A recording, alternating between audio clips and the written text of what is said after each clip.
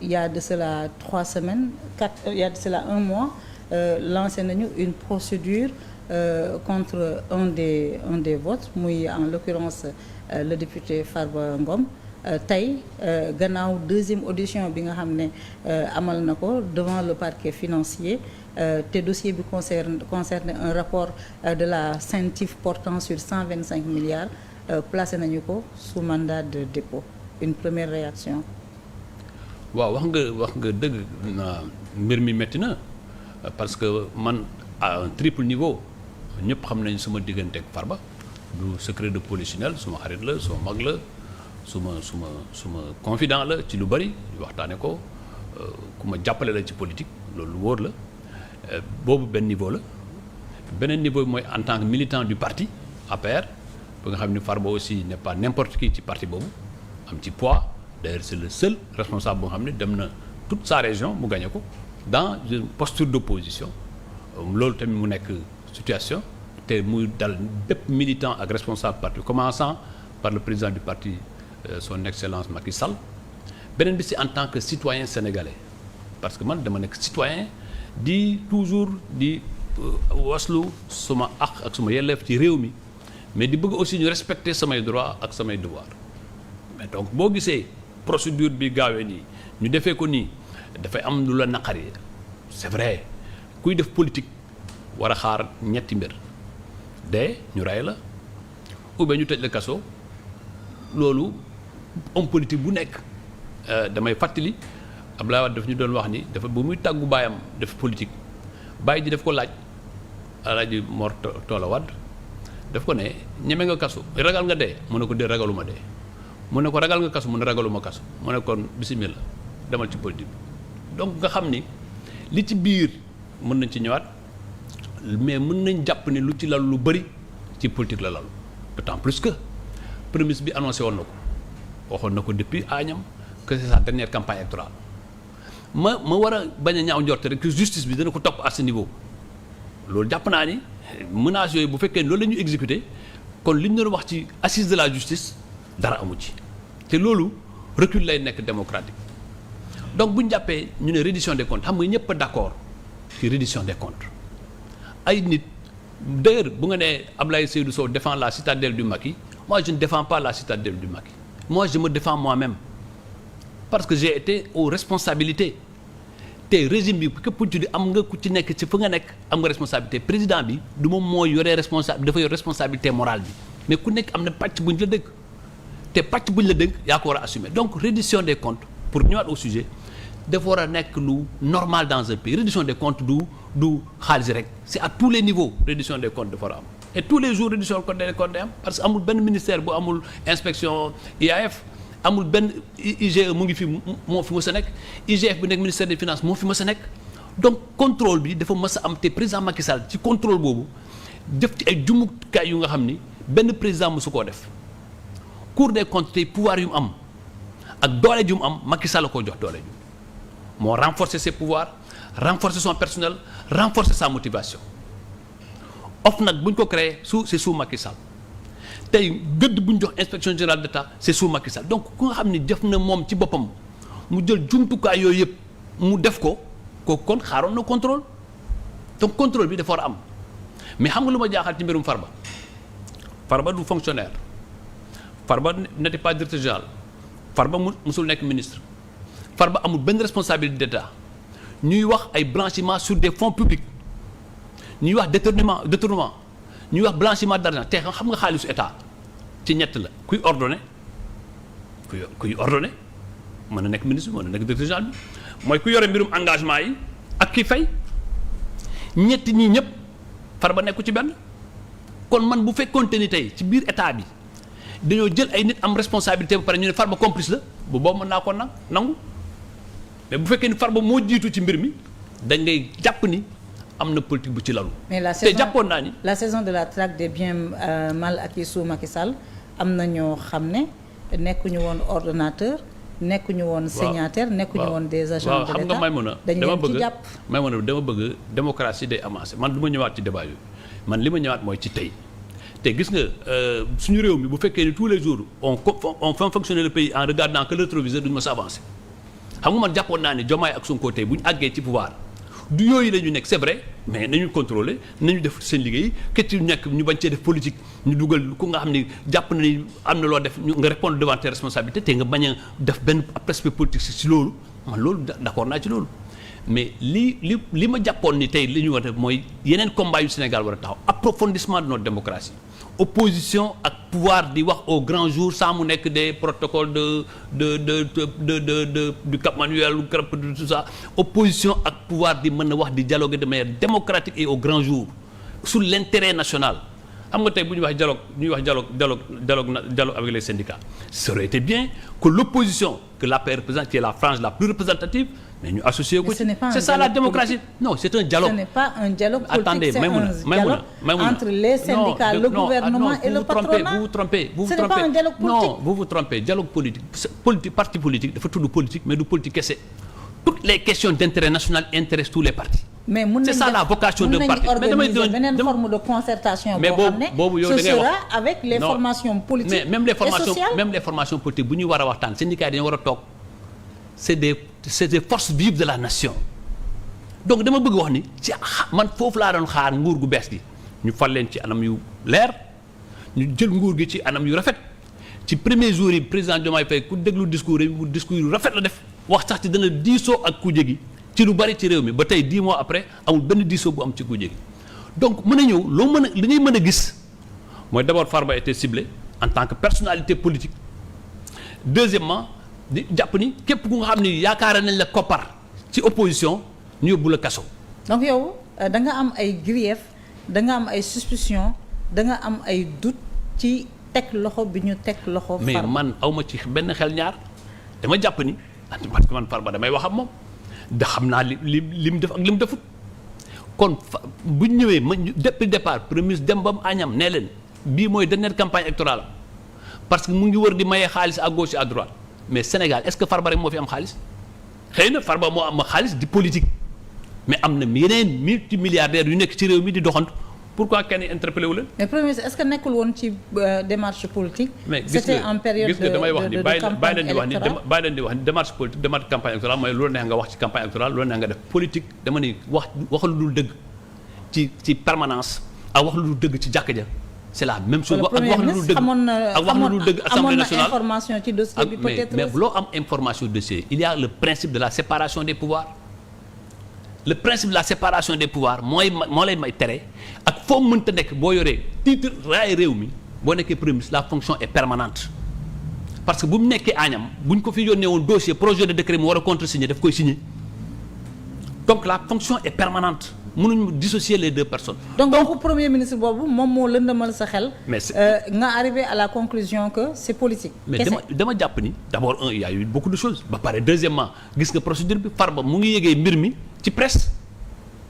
xam nga man dama jàpp ni CENTIF parce que CENTIF day saytu di tracer di xool traçabilité xaalis yi bu fekkee am na lu suspect banque bi daf koy signaler bu ko banque bi signaler CENTIF boo ñëwee nga ñu signaler kenn mais kooku war nga ko yëgal. non CENTIF du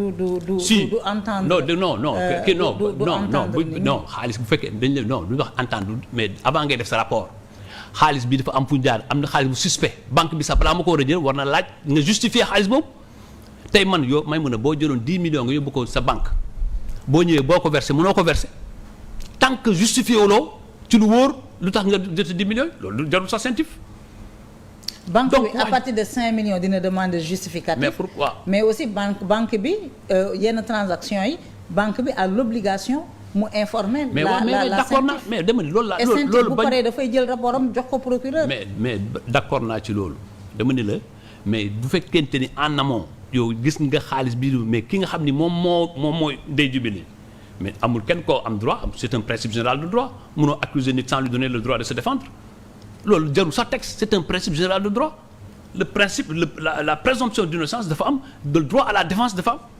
mais donc sur tous ces cas. dossier bi bu demee ci procureur jël ko transmettre ko juge d'instruction mais il y a beaucoup de dossiers qui sont classés sans suite mais am na dossiers yoo xam ne juge bi day tijji instruction et après la suite du dossier ci moom la dépendre ak li nga xam ne moom moo nekk ci biir dossier bi bu ko neexee mu def délégation judiciaire jox section de recherche mbaa dik mu def enquête bu ko neexee moom mu defalal boppam instruction bi jàngaloo ma dara et ci phase boobu lañ nekkoon jàngaloo ma dara dama ni d'abord xam nga man wax naa la procédure bi lu ñu ci violé ci yoon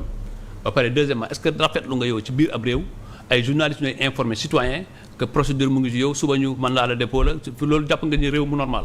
foofu distribution de justice boobu jàpp nga ne loolu yenu na maana c'est-à-dire que rapport au procureur yaa ngi koy lire ci journal yow mi nga xam ne yow yaa nekk le principal mise en cause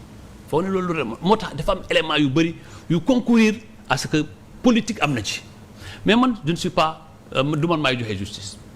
nekkuma avocat donc lu bëri mënuma cee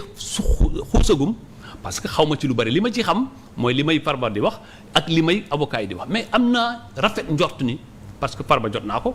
biñ ko placé ci mandat de dépôt bi ma ko jotee dafa ne waay wax naa moom maa ngi sant yàlla di sant samay wayjur di jàpp ni tey Ablaye lii la yàlla dogal ragaluma ci dara merewuma juge bi ko jël parce que xam naa ni lépp lu ci lalu politique la defuma dara lépp lu ñu may reproché mooy am naa alal nag mosuma ko nëbb kenn li ma yàlla teg danaa nangu naa ko tey danaa dem fanaane Rebeuss te ñi ma fay fekk gënuma leen damay ñaan bépp su ma soppe la su ma mbokk ak su ma njaboot nañu jàpp ni lii dogalu yàlla la te danaa ko assumer pleinement loolu nag c'est un vrai motif de fierté et de dignité. message bi dafa touché. oui mais dama jàpp ni mais connaissant l'homme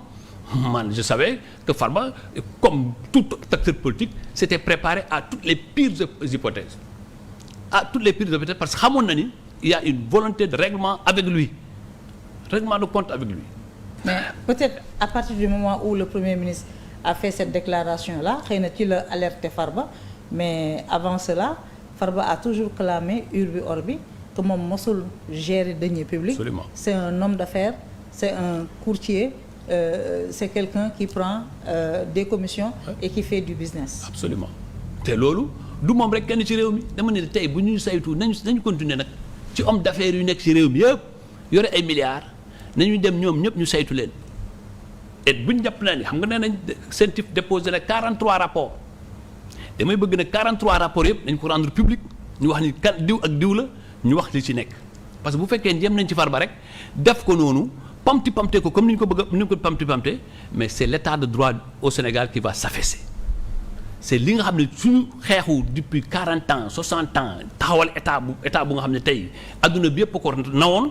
tey ñëpp di tiit di jàpp ni on est au bord d'une dictature et loolu c'est pas bien pour le Sénégal amul kenn ku ko yéene Sénégal en tout cas man yéenewuma ko réew mi. mais pourquoi ñu bëgg a assimiler une reddition des comptes à une dictature? Il y en a eu sous Ablaye Wade ci envergure bu gën a ndaw il y en a eu sur Macky Sall d'ailleurs technique yi yëpp fa la sokkee ko et il y en a aujourd'hui sous le magistère de ce nouveau régime. Non Maïmouna il faut pas dire que am nañ reddition des comptes wax nañ ci reddition de kenn waxu ci dara képp ku nga xam ni rapport incriminé na te ñu respecte say droits à la défense mais kenn mënu cee wax dara. Il y a combien de citoyens qui sont à Rebeuss à Cap Manuel Sébikotane ci prison Sénégal yi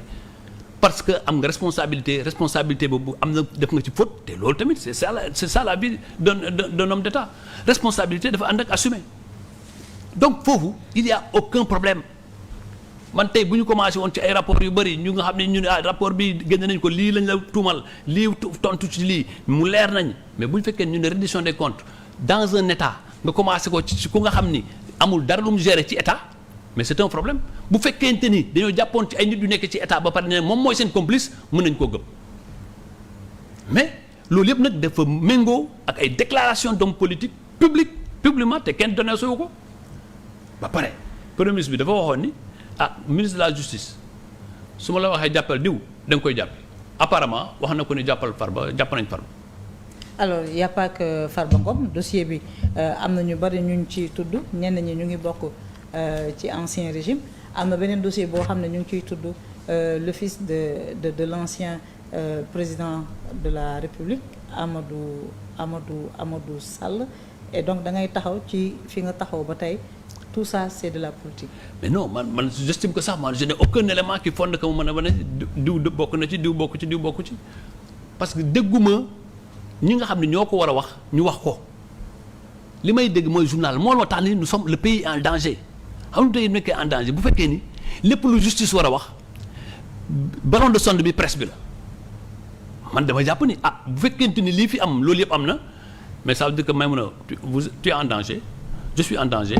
tous les Sénégalais sont en danger. Mais ça ce n'est pas une première la presse peut avoir vent de dossiers d'instruction yoo xam ne yegg seeguñu ci convoquer nit ñi auditionner leen ça c'est le rôle du journaliste il y a des journalistes spécialisés dans l'information judiciaire dans le flux dans mais loolu mënul nekk principe bi bu fekkee ni c'est tous les dossiers qui se passent comme ça fekk yow moo tax jox convocation parce que aussi war na am ay enquête préliminaire ay juge bi am na balaa muy dugg ba ci ay réquisitoire dafa am yoon bu mu war a jaar yoon boobu bu fa jaarul mais da ngay am ay suspicion bu fekkee ni sur toute la justice est sur la place publique avant même que les principaux incriminés soient au cœur des questions mais il y a lieu de s'inquiéter de notre justice. Alors le problème c'est que avec ce dossier c'est qu'on n'a pas beaucoup d'éléments on a appris tout à l'heure que Farba aurait accepté de cautionner à hauteur de 31 milliards ce que le juge a refusé et a décidé de le placer sous mandat de dépôt. Si cette information avérée ça aussi c'est une incongruité parce que le principe c'est pas le mandat de dépôt le principe c'est la liberté et Farba donne tous les gages de pouvoir respecter la procédure se suive. D'abord nga cautionner te am gis nañ ci yeneen dossier ñu cautionner au même montant ñu bàyyi leen yaa ngi fàttaliku le dossier de la Prosi. ñooñu xaalis lañ joxe. mais xaalis ak bien c'est la même chose l'essentiel nañ évaluer bien bi rek xool est-ce que ça répond à cela. C'est la même chose. Mais tout à l'heure j'ai essayé d'investiguer vous vous rappelez bien du dossier Khalifa Sall à l'époque pour qu'il recouvre la liberté ses proches dañoo jëloon cautionner des biens à hauteur du montant bi ñu ko doon toppee le juge de l'époque avait rejeté cela dans le dossier de la Prosi ak même ci beneen dossier bi muy bu Diégui Diop ñooñu dañoo cautionner xaalis maintenant ça dépend de la façon dont le juge comprend cette disposition relative au cautionnement pour éviter la prison. Oui, mais dans tous les cas, moi j'estime que notre justice sur ce plan-là doit être réformée. Parce que le principe c'est pas de mettre tout le monde sous mandat de dépôt. Le principe c'est que boo joxee des garanties que s'il y a un procès de représentation nga am aussi que procès bi c'est sûr que tu seras là mais amul benn moyen pour te mettre en prison pour rien du tout. Mais en réalité, il y avait une volonté d'humilier. Il y avait une volonté d'abaisser. Il y avait une volonté de démystifier parce que la politique aussi c'est des mythes. Et cela est clair, c'est la base qui est attaquée, c'est l'homme politique qui est attaqué. Et la justice, malheureusement, a joué ce bras. Aujourd'hui, c'est Farba. Il y a de cela quelques années, c'était Karim Wade, Abdoulaye Wade. Mais moi, il faut arrêter ça. Il faut arrêter ça. Moi, tu peux être témoin. Moi, sur l'affaire Karim Wade, j'étais dans la même posture qu'aujourd'hui. J'étais sur la même posture d'aujourd'hui. J'étais contre ça et j'étais contre la CREI. Parce que j'estime que l'adversité politique peut se régler sur le terrain politique. Maintenant, que nga yore ay pouvoir gis nga benn citoyen bu nga xam ne luubal na ou bien defal lu yoon teg ko ci yoon te temps sans bruit nga respecter say droits nga respecter droit am nga respecter yoon. Mais je n'ai jamais été pour ces procédures là. Parce que pour moi la bataille politique a un terrain. C'est pas le terrain. La justice ne doit pas accepter d'être le terrain. Ban menace la Farba Ngom war a représenter ba nga xam ne bu ñuy tijji une phase de reddition des comptes moom mu nekk la première cible. De l'alliance Farba n'est pas dans le domaine fekkee ne domaine définition la ñuy wax Farba ne doit pas être dans le domaine de la reddition des comptes. Farba ci beneen domaine la war a mën a nekk mais pas de reddition des comptes parce qu'il n'a pas eu des comptes à gérer. mais lan moo war a tax mu war a nekk. Il n'a pas eu des comptes mais menace bi mooy cette affaire-là est politique. menace bi mooy dans l'histoire de notre pays ban opposant nga gis mu gagné toute une région ban opposant dans l'histoire à part l'épisode de 2022 où quelqu'un a gagné Ziguinchor, je crois Bignona et Oussouye. Alors que le contexte était un peu plus dangereux. Mais toute une région oppose nga jógee pouvoir léegi nga gagner toute une région, c'est la première fois. Donc c'est son leadership à Matam qui pose problème. Mais c'est clair. Et ensuite, le poids qu'il représente dans le parti. Le parti là, il faut dire la vérité. le parti Farba Ngom est un mastodonte la ci APR loolu kenn mënu ko werante et manifestement c'est l'APR qui est visé comme parti politique moo tax ma ne la boo waxee ni la citadelle du Macky moi je considère que c'est pas Macky qu'on défend. Non, c'est notre responsabilité. du Macky, c'est Macky ak tous ses hommes. C'est bien d'avoir mis des guillemets. Oui, c'est Macky et tous ses hommes. Je vous le concède mais je considère que d'abord il y a des responsabilités individuelles qu'il faut assumer je vais y revenir.